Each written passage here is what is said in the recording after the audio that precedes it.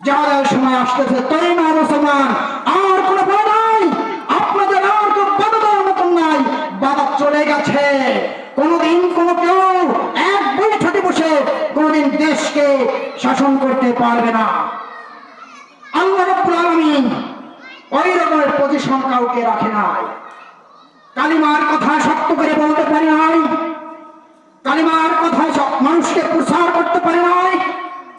শুধু আস্তে আস্তে বলতেছি, ইসলাম শুধু তাবলীগের নাম নয়, ইসলাম শুধু মাদ্রাসার পড়ানোর নাম নয়, ইসলাম শুধু জিহাদের নাম নয়।